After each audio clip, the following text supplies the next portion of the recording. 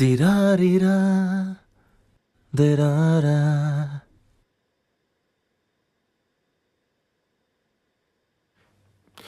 दी दा दा दा दी दा दा।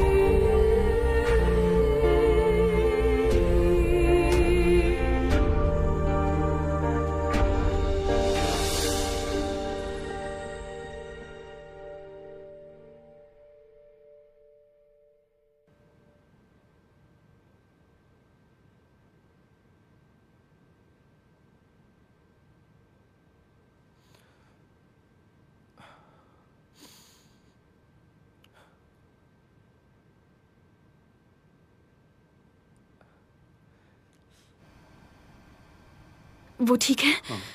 मिल सकती हूँ? बिल्कुल।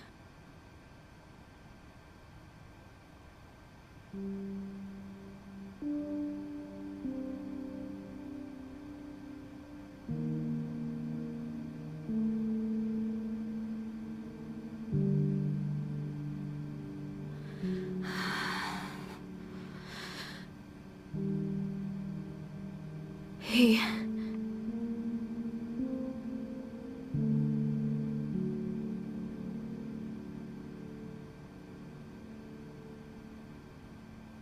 मैं तुम्हारी फीलिंग समझती हूँ। हम सब हैं ना तुम्हारे साथ। तुम नहीं समझ रही। मैंने अपनी बेबी को मार डाला।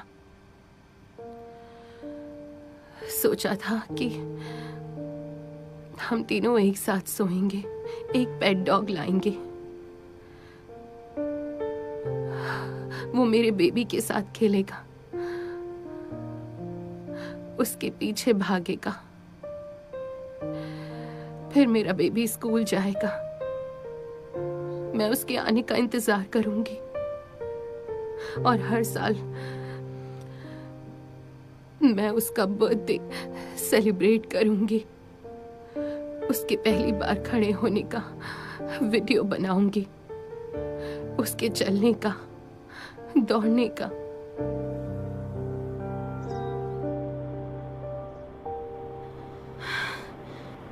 समझ नहीं आ रहा उसके लिए क्या करूं।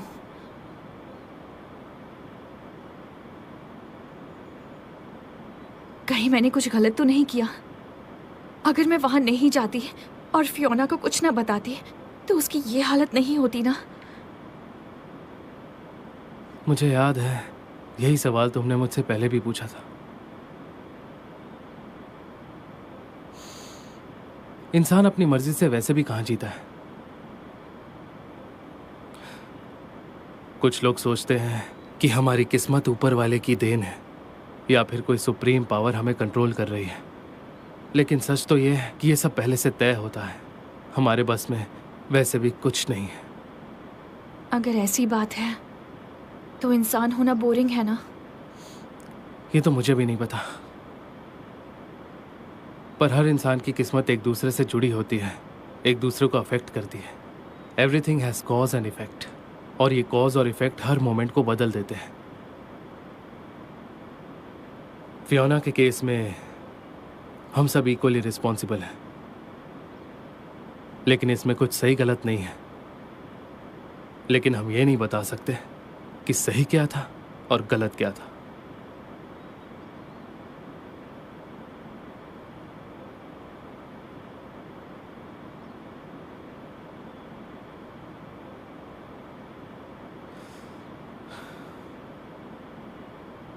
पहला पेज खोलो।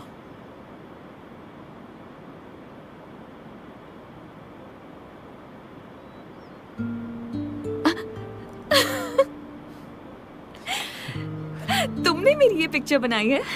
तुमने मेरी बनाई थी तो मैंने तुम्हारी बना दी। कितनी बुरी ड्राइंग है। रिजल्ट नहीं, मेरे एफर्ट देखो।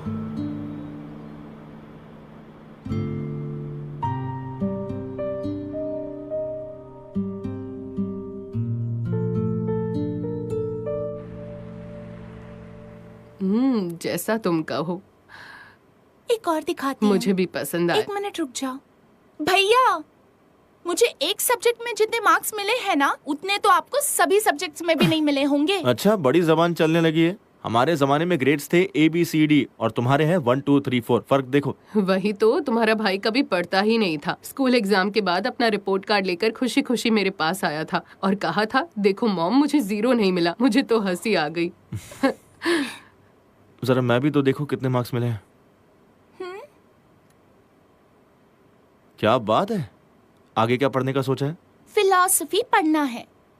फिर से वहीं से? क्या अमीर कैसे बनोगी? पढ़ाई का मतलब सिर्फ पैसा कमाना नहीं होता ना। बिल्कुल सही। अब तुम कॉलेज जाने वाली हो, पढ़ाई के लिए फेवरेट सब्जेक्ट ही चुनना। मैं तुम्हारे साथ हूँ।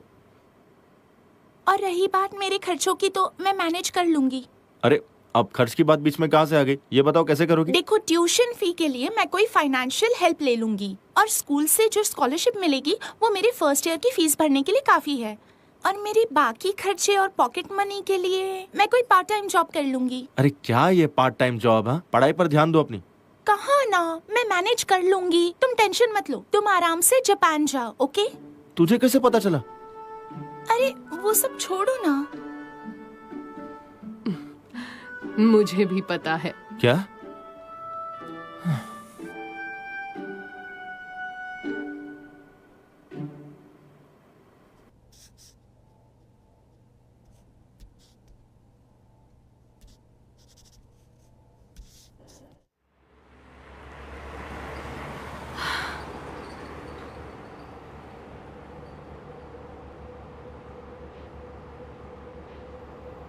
क्या हुआ? अब तक सोई नहीं? हाँ? दिमाग में बहुत कुछ चल रहा है क्या? कुछ नहीं, ठीक हूँ।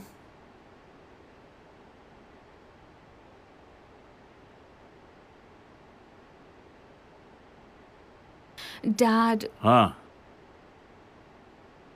आप मॉम से कैसे मिले थे?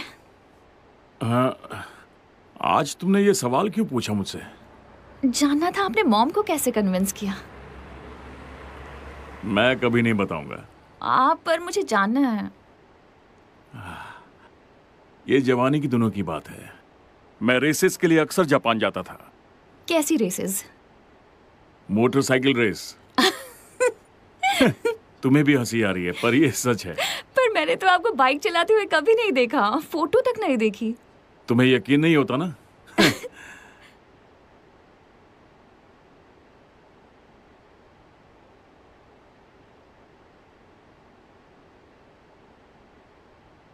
आखिर ये क्या है? हाँ? मैं जानती हूँ, मैं यहीं पैदा हुई थी।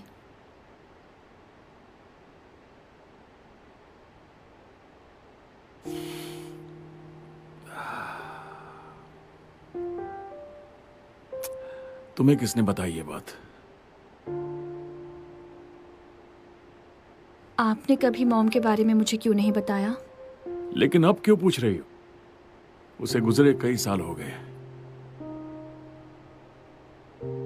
आपको क्या लगता है कि मेरी वजह से मॉम चली गई?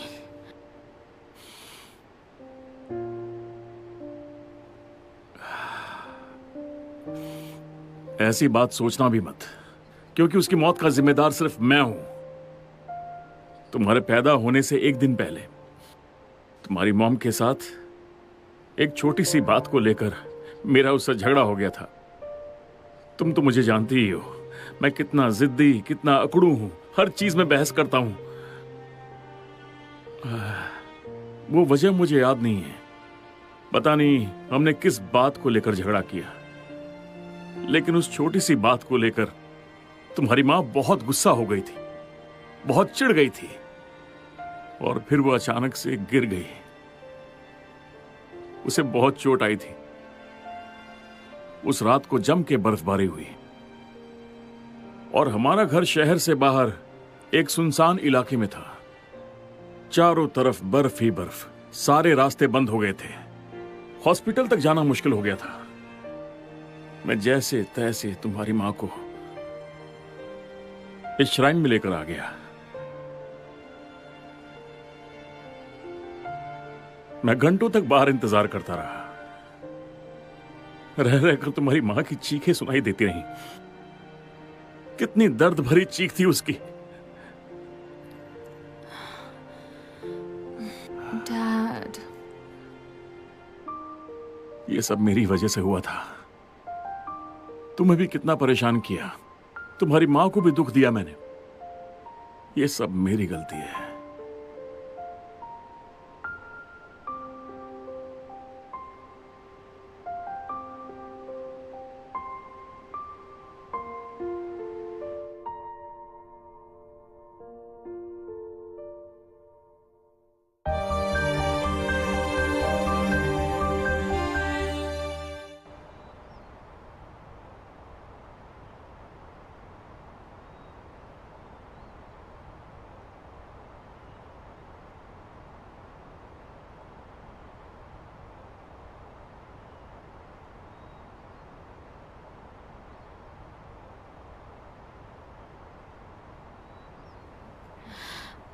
बहुत देर से बैठी हो? नहीं, अभी आई हूँ। ये लो। फ्यूचर में मैंने तुम तीनों की एक फोटो देखी थी। ये वही फोटो है। ये बहुत क्रूअल है।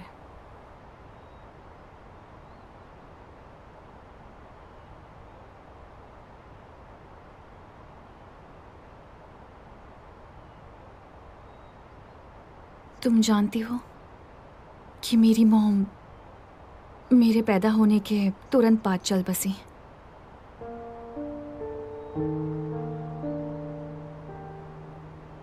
कभी कभी सोचती हूँ मेरी मॉम कैसी रही होंगी। मुझे उन्हें देखना था, उनसे बातें करनी थी, एक बार ही सही। मुझे पूरा यकीन है वो बहुत बहुत अच्छी थी, इसलिए डैड उनसे इतना प्यार करते थे। इसलिए समझ सकती हूँ तुम्हें भी बहुत दुख हो रहा होगा, गिल्ट फील हो रहा होगा। जब मुझे अपने अतीत के बारे में पता चला, मुझे भी ऐसा ही लगा था। अगर मैं पैदा नहीं हुई होती तो शायद आज मेरे डैड बहुत खुश होते, क्योंकि वो मॉम के साथ होते, मिलके शॉप संभालते, साथ में जिंदगी जीते। अगर मैं आज नहीं होती तो डैड को अकेले जिंदगी भर का ऐसे दुख ना सहना पड़ता।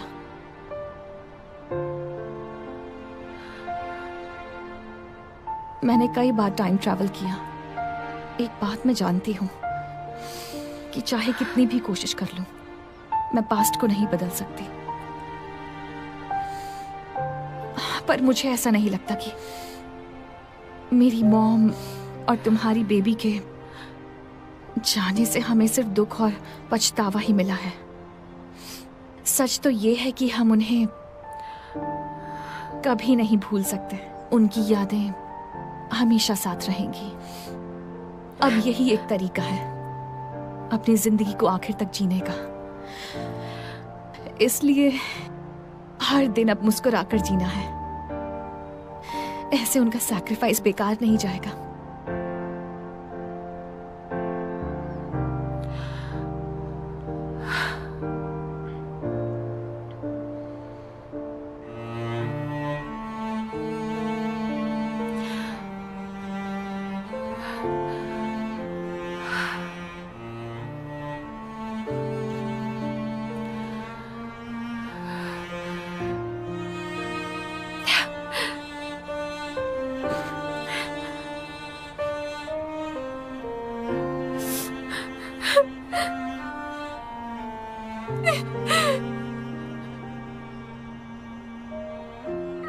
या तुम इसे दूसरे तरीके से सोच कर देखो।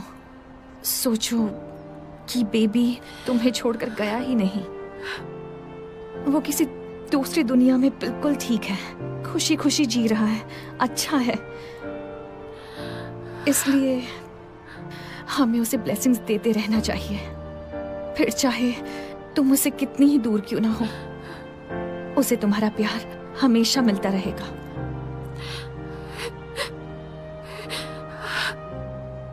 मुझे इस वक्त भी ये फील हो रहा है कि मॉम मुझे देख रही हैं। I'm sorry. I'm sorry. I'm sorry.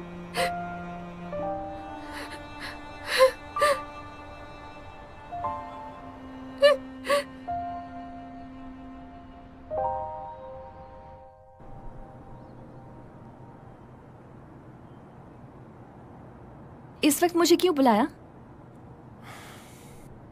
दरअसल मैं अगले हफ्ते जा रहा हूँ। कहाँ जा रहे हो?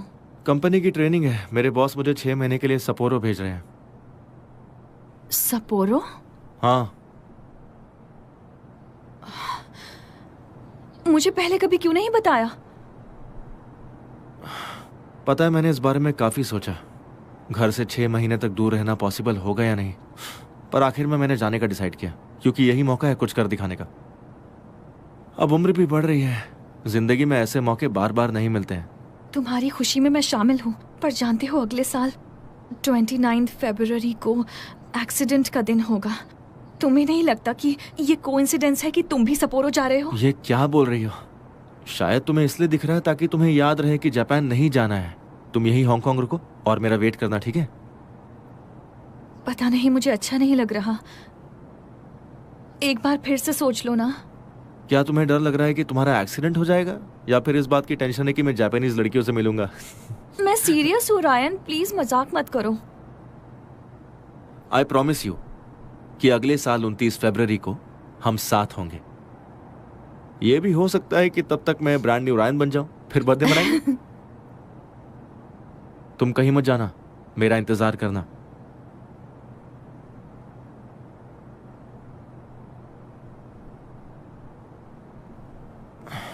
ये तुम्हारे लिए। ये क्या है? घर जाकर खोलना, पता चल जाएगा।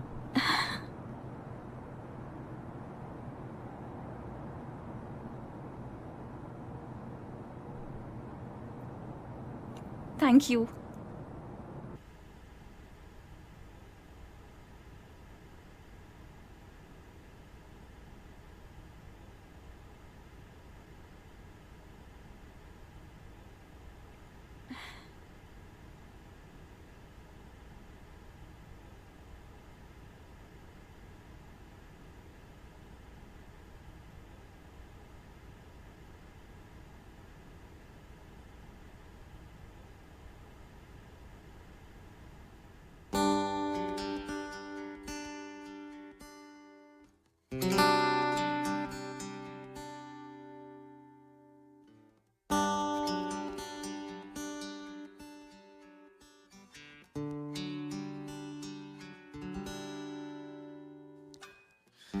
情緒壞了，滿街雨都輕敲我肩。如你病了，我都顫抖。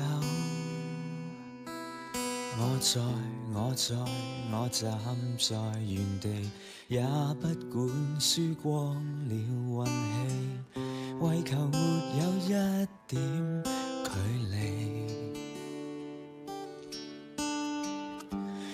जल्दी चलो, कैब आ गई है। 我都驚慌，說話未平靜，何以自處沒你一起？我為你生，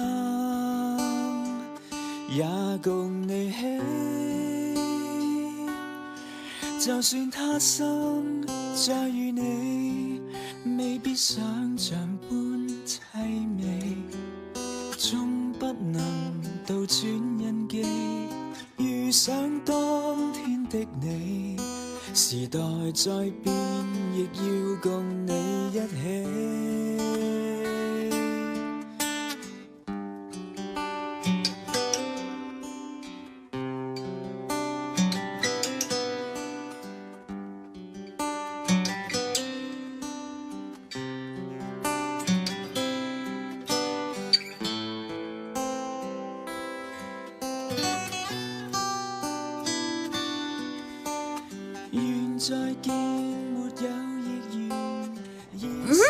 अरे क्या कर रही हो? उसे तोड़ के मानोगी क्या? मैं रिपेयर कर दूंगी इसे। अंकल मेरे पास पैसे नहीं है, थोड़ा डिस्काउंट दे देंगे?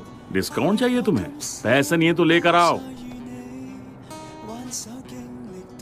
अरे कोई बात नहीं, लेकर जाओ, तुम्हारे लिए $20। Thank you uncle, bye bye bye.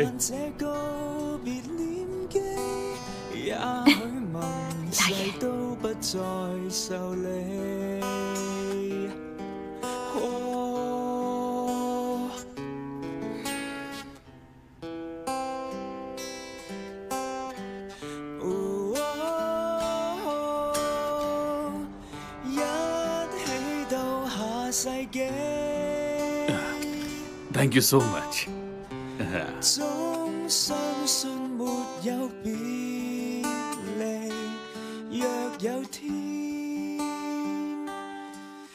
तो बताओ तुमने क्या मांगा? अरे बस करो, मैं तुम्हें अच्छे से जानती हूँ। मुझे पता है तुमने जरूर एक बॉयफ्रेंड मांगा है। अरे क्यों बोला? विश पूरी नहीं होगी ना।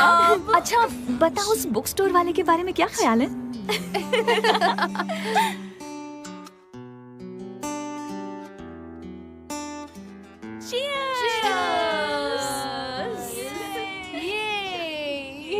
चलो चलो अब जल्दी से पी जाओ, दोबारा ऑर्डर करते हैं ना। मेरी तरफ से थैंक यू फियोना, वैसे सबसे ज्यादा अमीर तुम ही हो।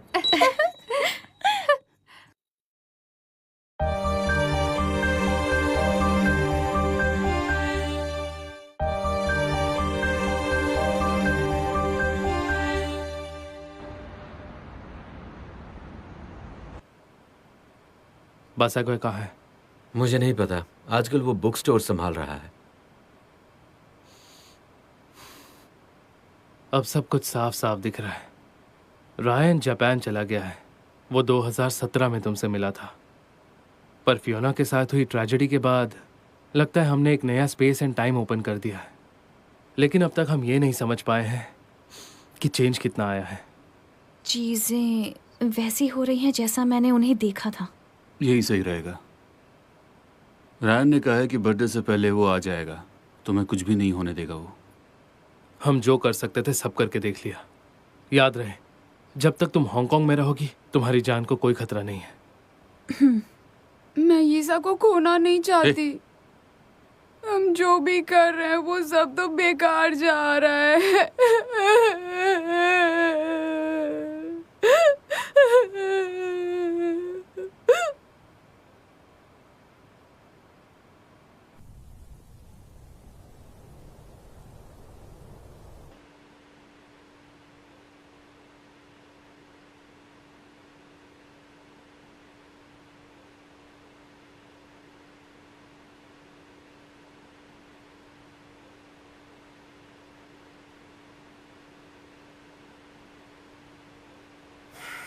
लगता है एक और बार सिखाना पड़ेगा। ठीक से ऑब्जर्व करना। हाँ।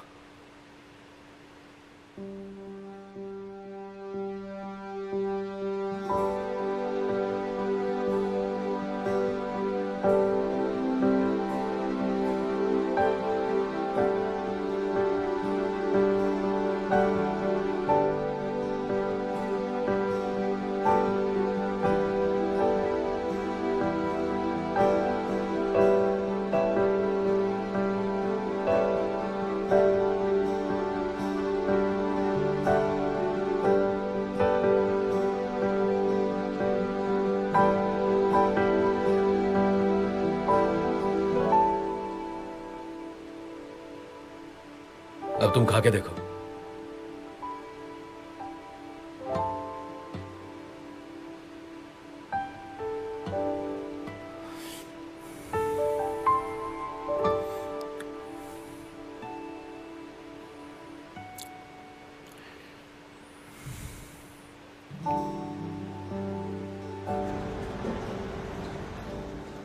पहले तो मैं रात भर जगता, बार बार बाथरूम जाता, हार्ट बीट स्लो हो जाती थी तो कभी फास्ट हो जाती थी। ऐसा क्यों हो रहा है, ये सोच के पीनी भी छोड़ दी। देखो दोस्त, अगर शराब छोड़ने से एक झटके में सब कुछ ठीक होने लगे तो हमें कौन पूछेगा? हाँ? अरे नहीं भाई, मेरे अंदर सच में बदलाव आए हैं। अब तुम ही देख लो, मेरी बेटी से मेरा रिश्ता ठीक हो गया। मैं पहले से खुश रहता हूं, लेकिन अब ये धड़कन ऊपर नीचे क्यों होती है? अरे यार, जरूर कोई बात है।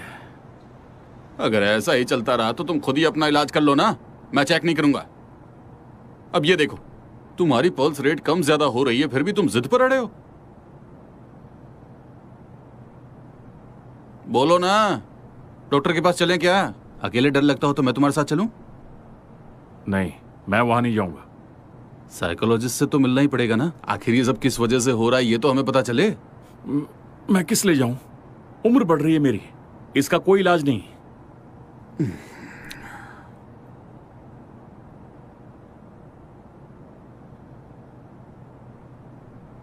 ये क्या ढूंढ रहे हैं? हाँ? ओह, कुछ साल पहले साइकोलॉजी का मैंने एलोपैथी कोर्स किया था। क्या? Chinese doctor allopathy? अबे क्या मजाक कर रहा है यार। पता है, डॉक्टर की दवाई लेने से लोग ठीक नहीं होते हैं, बल्कि डॉक्टर से मिलने के बाद जो साइकोलॉजिकल असर दिमाग पर पड़ता है उससे वो लोग ठीक हो जाते हैं। इस तरह वो खुद ही ठीक हो जाते हैं। चाइनीज और एलोपैथी का कॉम्बिनेशन ही सबसे ज्यादा यूज में होता है। इसमें क्या है, कोई इलाज लिखा है क्या? हाँ, ये देखो ना, ये देखो इसमें क्या लिखा है। लोग इजीली बीमार पड़ते हैं क्योंकि उन्हें अपने इमोशंस को कंट्रोल करना नहीं आता है और सालों तक अपने मन के अंदर गुस्सा, दुख, पछतावा लेकर घूमते रहते हैं और इसीलिए वो बीमार हो जाते हैं। अच्छा, ये सब बकवास है। तुम कमजोर हो, दिल से भी और दिमाग से भी। इमोशन थ्योरी इन मेडिकल क्लासिक में ये मेंशन है कि डिप्रेशन का मतलब होता है दिमागी स्ट्रेस। सालों से तुम मेंटल स्ट्रेस में हो, अपनी वाइफ की यादों में। तो फिर मैं क्या करूं? वो तो चली गई। देखो, मेरी बात मानो, तकलीफ से भागने की बजाय उसका सामना करो, अंदर दबा कर मत रखो। तू अपनी बकवास मत कर। जब देखो साइकोलॉजी, बुद्धिज्म की बातें, नॉनसेंस कहीं का।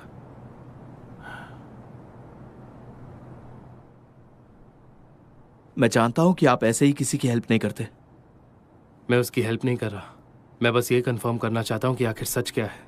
ऐसा मत कहिए, मुझे पता है कि आप उसे पसंद करते हो। तुम्हें हमेशा शक था ना कि वो अपने मन से कहानियां बना रही है। हो सकता है वो अब तक ये सारी चीजें बस इमेजिन कर रही हो। ये इम्पॉसिबल है, मैंने कभी उस पर शक नहीं किया। एक बात याद रखना, जब तक वो जापान नहीं जाएगी उसके साथ कुछ बुरा नहीं होगा। रोज किसी ना किसी बहाने से उससे मिलना ताकि उस पर नजर रख सको। हाँ, एक और बात, अगर वो कहीं चाहती है तो पहले मुझे बताना, ओके? ठीक है, मैं याद रखूंगा।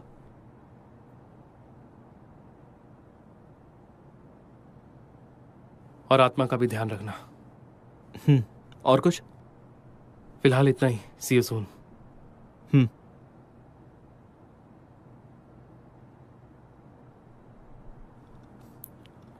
सुनो, अपना ख्याल रखना। Happy journey.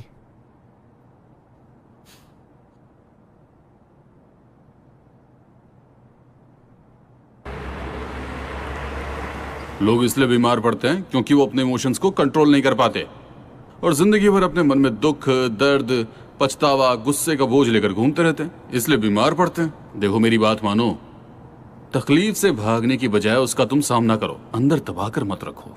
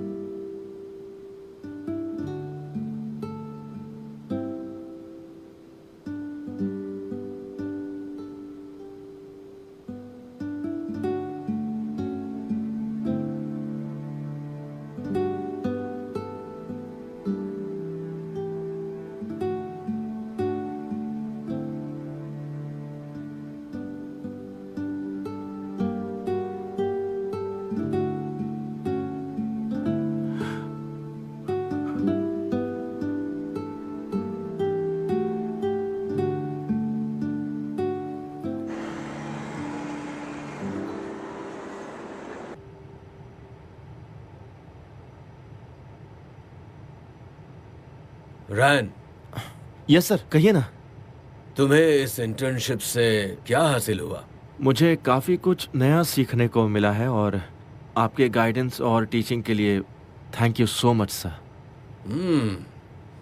इंटर्नशिप का लास्ट दिन कब है? 21 को या फिर 20 को? 20 तारीख को सर। ओह गॉड। क्या बात है, कोई प्रॉब्लम है क्या? अरे वो फुजिटा छुट्टी पर चला गया। बास्केटबॉल खेलते वक्त उसके हाथ में चोट लग गई, वो काम नहीं कर पाएगा। तो सर फुजिता अब ठीक तो है ना? हाँ, डॉक्टर की ट्रीटमेंट चल रही है, अब वो ठीक है, पर उसे रेस्ट करने को कहा गया है। हाँ। सुनो, तुम्हारी कुकिंग स्किल्स पहले से काफी इम्प्रूव हो गई है और अगले हफ्ते हमारे यहाँ कई गेस्ट्स ने रिजर्वेशन करके रखा है और स्टाफ की बहुत कमी है, तो तुम एक हफ्ता और रुक सकते हो क्या यहाँ? सर वो एक्चुअली क्या हुआ? तुम्हें कोई प्रॉब्लम है? मैंने अपने किसी खास से प्रॉमिस किया है कि उसके बर्थडे से पहले मैं वापस आ जाऊंगा और उसका बर्थडे 29 फरवरी को आता है सर, तो मैं उसे मना नहीं कर पाऊंगा। I am really sorry sir. Girlfriend है? नहीं सर, वो मेरी गर्लफ्रेंड नहीं है। ठीक है ना, तुम 28 फरवरी तक रुक जाओ, वरना मैं क्या करूंगा? तुम्हें तो पता है यहाँ स्टाफ ही नहीं है। ठीक है सर, मैं रुक जाऊंगा। पक्का ना? जबरदस्ती में तो नहीं कह रहे हो? अगर तुम रुक गए तो मेरी बहुत हेल्प हो जाएगी, सोच लो। हाँ, मेरे लिए प्लीज। हाँ, थैंक यू।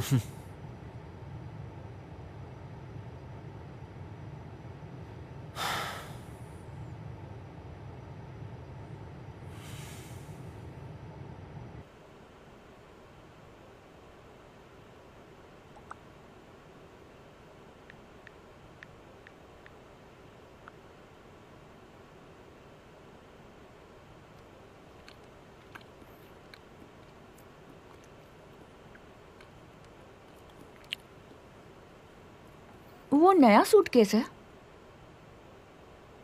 नहीं, पुराना है, मेरे बेड के नीचे रखा हुआ था। कहीं जा रहे हैं? क्यों नहीं जाऊं? कब जा रहे हैं और कहाँ, किसके साथ? मैं तुम्हारा कैदी नहीं हूं महारानी साहिबा। हाँ, मुझे बस फिक्र हो रही है। अच्छा अच्छा, ठीक है। सुनो, तुम अपना ख्याल रखना, ठीक है? क्योंकि एक हफ्ते बाद मुझे जाना है। एक हफ्ते बाद जाना है तो सूटकेस अभी से यहाँ क्यों रखा? क्या तुम्हें प्रॉब्लम है? वैसी हॉल में जगह नहीं है। सुनो, मेरी गैर हाजिरी में शॉप का ध्यान तुम रखोगी। हाँ, लेकिन वो तो बंद करने वाले हैं ना, तो ध्यान क्यों रखना? मिस्टर हु ने कहा कोई शॉप देखने आएगा, उसका कॉल आएगा तो तुम मैनेज कर लोगी ना? ठीक है। अरे एक पीस ये भी खाओ ना। आप भी खाइए।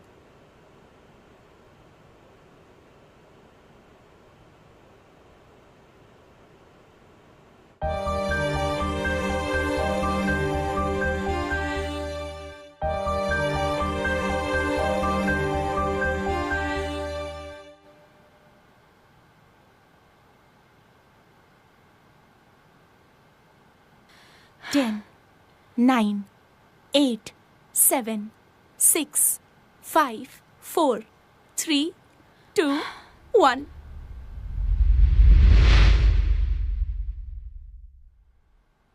क्या हुआ? तुम फिर से होकाइडो में गई थी? इसका मतलब तुम्हारे टाइम ट्रैवल का लीप ईयर से कोई रिलेशन नहीं? या वो तावीज तुम्हारे पास नहीं है इसलिए कुछ नहीं हुआ? हे, सोचो मत, कैंडल बुझाओ। तुम्हें कुछ नहीं होगा। चलो अब केक काटो। लाओ, मैं ही काट दूं।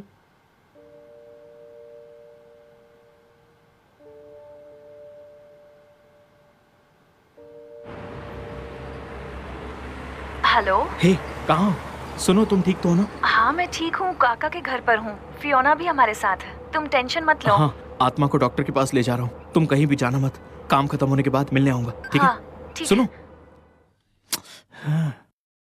घबराओ मत, घबराओ मत, हम बस पहुंचने वाले हैं।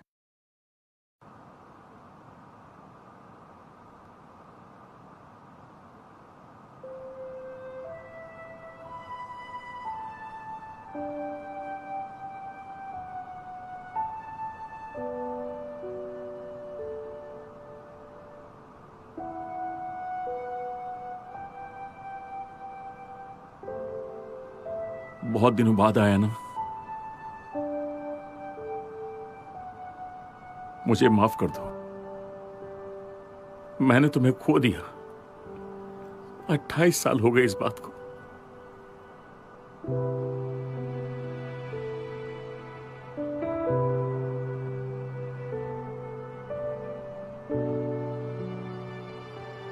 उस दिन से मुझे यही लगता है कि मैं दुनिया का सबसे बुरा इंसान हूं। इतना बुरा हूं कि मैं तुमसे मिलने भी नहीं आया। कितना बेवकूफ हूं मैं। पिछले 28 सालों में मैं हर दिन कोशिश करता रहा कि मैं तुम्हें भूल जाऊं। मैं खुद को यह बात समझाता रहा कि मुझे अकेले जीना होगा। लेकिन सच्चाई यह है कि मैं खुद से झूठ बोल रहा था।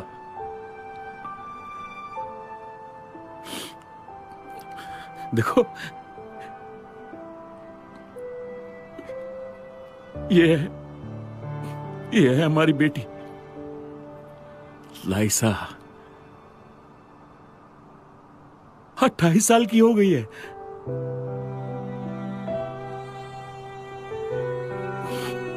पर इतने सालों में एक बाप होने का फर्ज मैं कभी निभा नहीं पाया। मैं उससे नजरें कैसे मिलाऊंगा, समझ नहीं आता। मैंने उसे उसकी मां से अलग किया।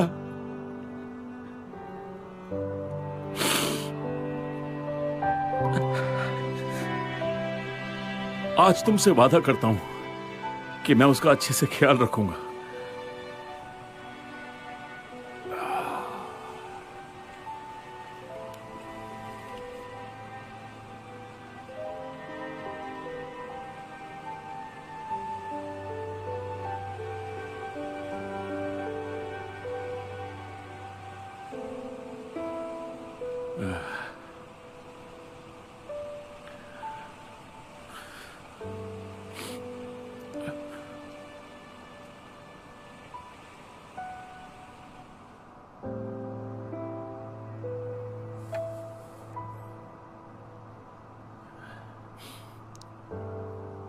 ये जापान के लोग कितने अजीब हैं।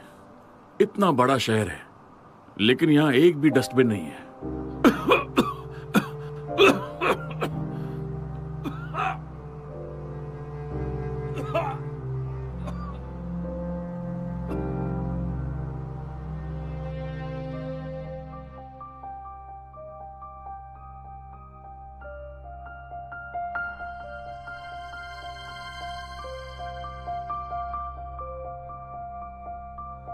हनी, हनी, सुनो ना। ये खास ताबीज है। इससे हमारा होने वाला बच्चा सेफ रहेगा। बेबी के आने के बाद हम हांगकांग जाएंगे, ओके? पर मुझे यहीं पर रहना है। इस ठंड को बर्दाश्त कर पाओगी? मुझे भी ठंड पसंद नहीं है, पर बचपन से यहीं रही तो अलग सा रिश्ता है। मुझे नहीं जाना यहाँ से। हे, बेबी का नाम सोचा क्या?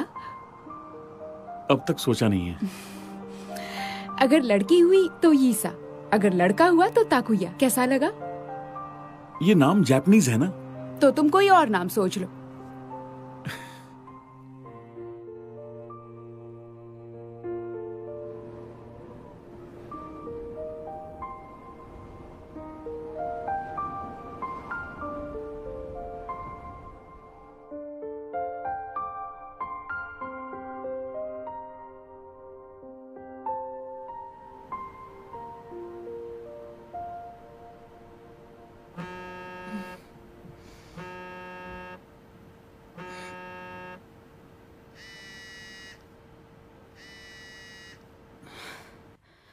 हेलो,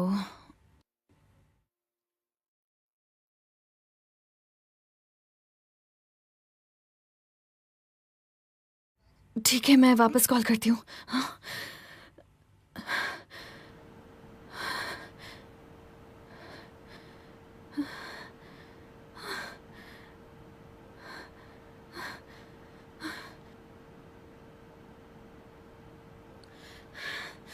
सुबह सुबह क्या कर रही हो तुम? मेरा पासपोर्ट कहाँ है? पासपोर्ट? क्या मैंने सही सुना? बताओ ना कहाँ रखा है। पागल हो? नहीं, तुमने ही कहा था ना चाहे जो हो जाए तुम्हें नहीं दूं। प्लीज दे दो ना। हॉस्पिटल से कॉल था, डैड को अटैक आया है, वो कोमा में। अगर मैं वहां नहीं गई तो शायद उन्हें क्या कभी नहीं कहा? देख पाऊंगी। सीरियसली कहाँ है वो? होकाइडो, सपोरो में। कहा ईसा को पासपोर्ट दे दो। अगर ईसा ना बताती तो आज मैं होती यहाँ। इसका मतलब ईसा ने जो देखा वैसा शायद अब कुछ नहीं होगा। Future can be changed. अगर होकाइडो जाना मेरी डेस्टिनी है और एक्सीडेंट होना डेस्टिनी है तो मैं उसे फेस करूंगी। घबराओ मत, तुम ठीक हो जाओगे। हम डॉक्टर से मिलने गए थे ना। घबराओ मत, तुम जल्दी ठीक हो जाओगे और सब कुछ ठीक हो जाएगा। चलो हम घर आ गए, अब आराम करो।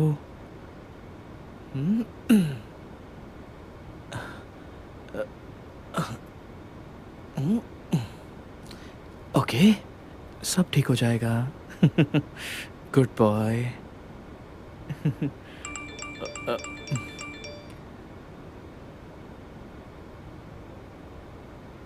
अब ये क्या? आई, आई।